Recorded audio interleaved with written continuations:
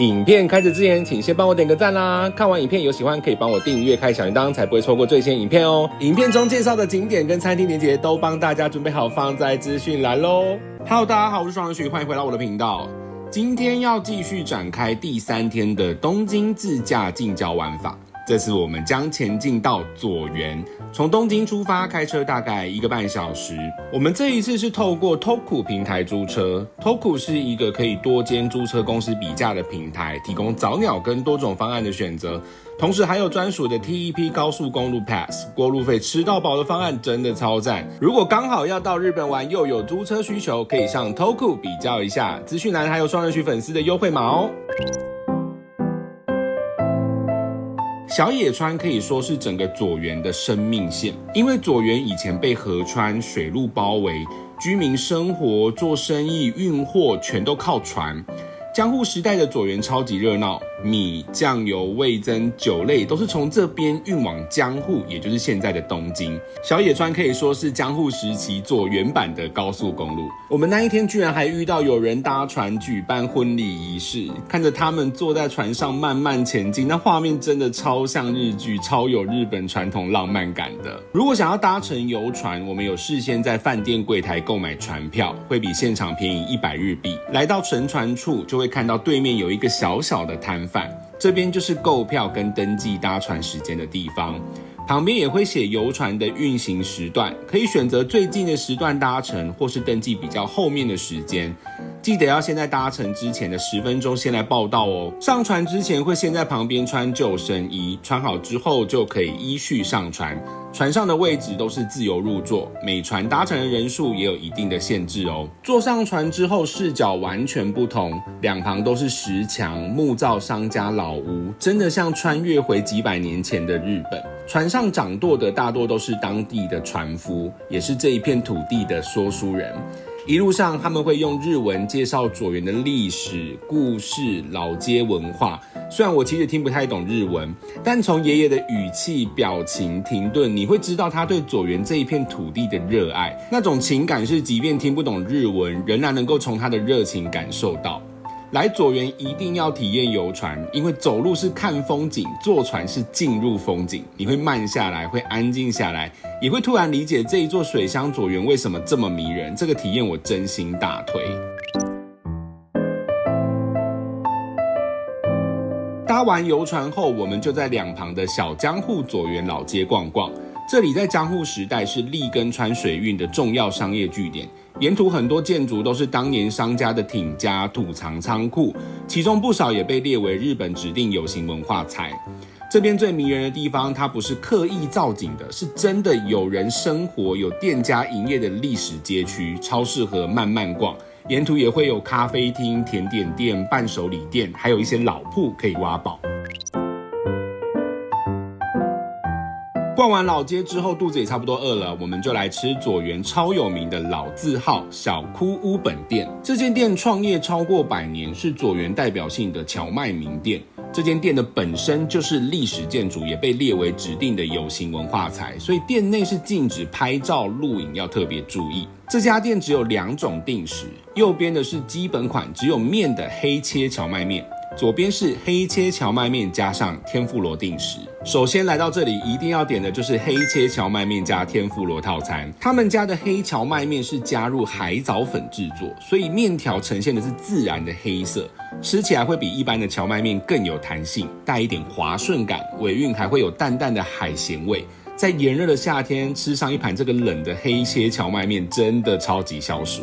當然一定要搭配店家的醬汁一起吃，醬汁的鹹香帶一點甘甜，配上麵之後把麵的香氣整個拉出來，整個超級順口的，會一口接一口停不下來。天婦羅的套餐裡面有茄子、蓮藕、南瓜，還有炸蝦。這個南瓜我真的一吃就驚豔，他們家的炸衣不會過厚，外皮酥酥的，南瓜超甜超鬆軟，超好吃的。炸蝦的外層粉感有稍微明顯一點，但蝦肉本身是很飽滿扎實，整體是很不錯的。蕎麥麵都吃完之後，店家會給一壺煮麵的湯，把蕎麥湯加入醬汁裡面喝掉，那個溫潤又有香氣，才是吃日式傳統蕎麥麵一定要有的收尾，超讚。吃飽之後，我們來到伊能忠敬舊宅，這裡是日本歷史名人伊能忠敬曾經居住的家。伊能忠敬是日本超傳奇人物，50歲之後才開始學測量，後來親自走遍全日本，完成了超精準的日本地圖。伊能忠敬年輕的時候來到佐原經商，之後成為地方的名士，而這邊就是他當年生活的住宅跟商家空間。走進來會有一種真的進入歷史場景的感覺，在這裡可以直接感受到傳統日式住宅的細節，不管是榻榻米、木造的走廊、紙拉門，每一個角落都超有味道。老實說，走在裡面超像日本時代劇會出現的場景，下一秒感覺就會有人穿和服走出來。如果有來佐原，我也很推薦來這邊看看。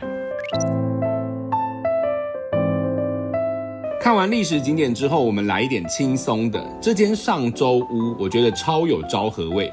這間是專賣日本酒的老店，整體的氛圍很像日式的雜貨鋪。我們看到這個超有年代感的彈珠汽水，來到這麼有風情的地方，一定要來喝一瓶吧。不過我們當下超有自信，想說這不就把蓋子壓下去而已嗎？簡單啦。結果我們研究超久，怎麼按怎麼轉，那個彈珠就是不下去。最後老闆看不下去，直接走出來技術指導。我們兩個站在旁邊，瞬間變成小學生，真的有夠糗的。大家小时候有喝過那個冰淇淋汽水嗎？我覺得喝起來的感覺就是一樣的，就是很復古、很童趣的味道，非常復古、昭和感的地方。我覺得喝一個這種很昭和的飲料，我覺得蠻有氛圍的。大家要買一瓶來喝看看。接下來這兩個地方就在旁邊，建議可以一起安排。首先，這一座八坂神社的歷史非常悠久，對佐原的居民來說，這邊不只是神社，更像是地方的精神中心。很多祭典活動也都跟這邊有關。這裡主要供奉的是須佐之男命，在日本被視為驅邪避惡、守護平安的重要神明。走進來的感覺很寧靜，跟剛剛的老街相比，這邊又多了一種沉穩的力量感。而緊鄰八坂神社旁邊就是佐原非常有名的山居會館。佐原最有名的活動就是每年7月的夏祭跟10月的秋祭的佐原大祭，是關東代表性的傳統祭典之一。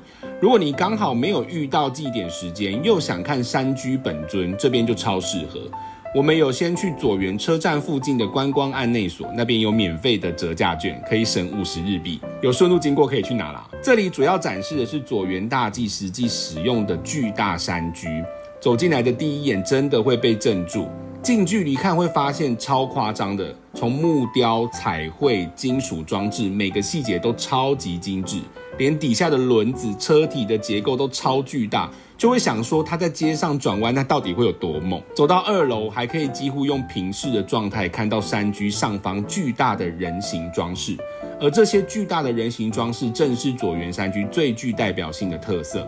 每個町區都會擁有自己的山居，上面的武將、神話人物的造型也都不同，所以到了大祭當天，整條街都會是華麗的山居遊行。如果有機會搭到佐原大祭的時間來，畫面一定會超震撼。接下來我們開車前往下一個地方，是千葉地區最有分量的神社之一。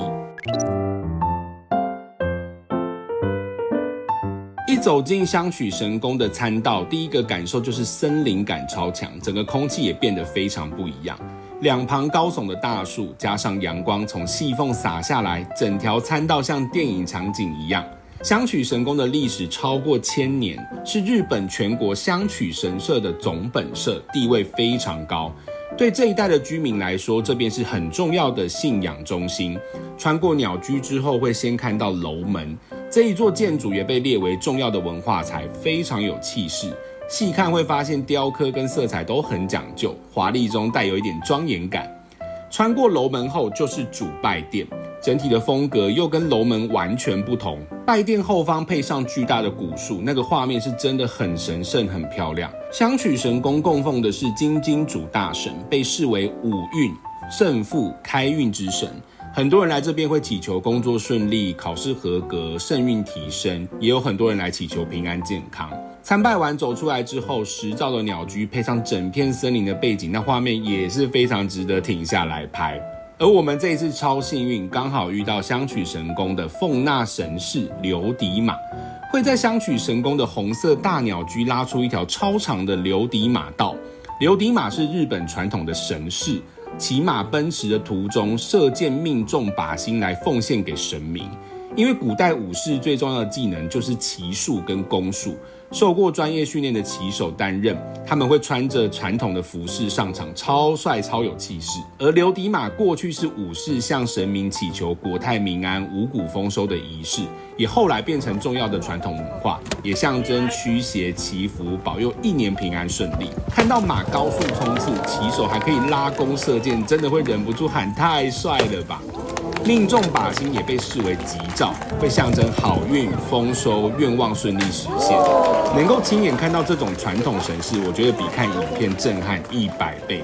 而留底馬道兩旁其實就是餐道商店街，有小吃、伴手禮、餐廳，也很值得探索一下。這家是香取神宮附近很有人氣的甜點老店，最特別的就是現做的蕨餅，可以選擇邊走邊吃的版本，或是中間外帶版本，右邊送禮版本。它最特別的地方是使用香取神宮的御神水製作，運用神宮的湧泉水變成這邊很有代表性的甜點。他們家的蕨餅超級軟 Q， 入口很滑順，還帶有一種水潤感。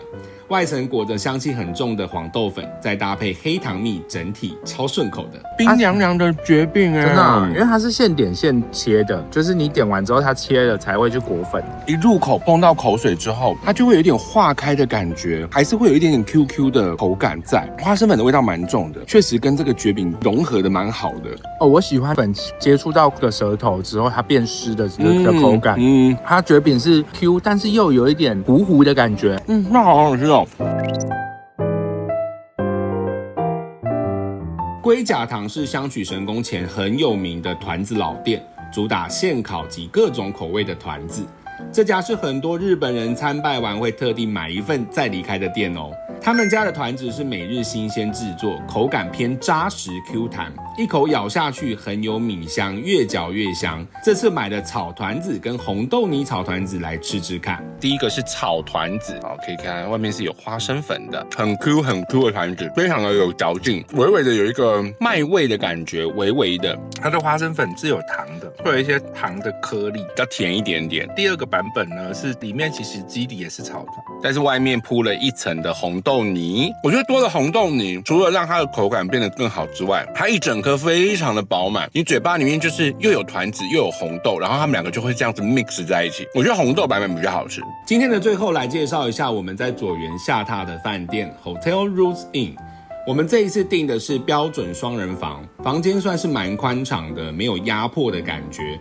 床是標準的雙人床，有雙邊走道，軟硬度適中，枕頭也不會太高。床的旁邊還有一個小沙發跟桌子，很適合坐在這邊喝點酒，吃點宵夜。廁所的話就是中規中矩日式風格的小廁所，有小浴缸、乾濕分離、免治馬桶、吹風機、日常用的備品、洗髮乳、沐浴乳、潤絲等等都有附。走道的部分29寸的行李箱是可以全開的狀態，旁邊也有掛大件外套的地方。這邊的1樓有大浴場，開放到凌晨2點，就算玩太晚來入住，都可以泡個舒服的湯再休息，很棒。我們這一次訂的方案是有含早餐的 ，check in 的時候會給早餐券。吃早餐的地方是在1樓，從沙拉、輕食、麵包、優格，也有蠻多熟食的選擇，滑蛋、培根，甚至有些許的炸物、烤魚、青菜。整體來說，我覺得就是中規中矩的早餐。如果早上爬得起來的話，就可以吃一下再出門。当然，我覺得這家飯店最讚的地方是它就在 JR 佐原站的正旁邊，真的是正旁邊哦。樓下也有免費的停車場，就算樓下停滿了，步行約2分鐘也有第2停車場。對於不管是自駕或是搭火車自由行來說，都是非常方便的。這次我們4月份入住1晚的房價是2600多塊台幣。我覺得以交通方便程度、整體房間的舒適度來說，算是 CP 值蠻高的，分享給大家。下一集的東京近郊玩法，我們就不自駕啦，將使用1日券搭火車前往致富跟長靖。這次又探索了什麼好玩好拍的景點，又吃到什麼厲害的特色美食，請繼續鎖定每周視創人學的新片哦。今天影片就到這邊啦，喜歡我的影片請幫我訂閱、按讚並開小鈴鐺，我會持續分享國內外好玩好拍的景點以及好吃的美食哦。也可以追蹤我的 IG 看更多美食旅遊的分享，我們下集見，拜拜。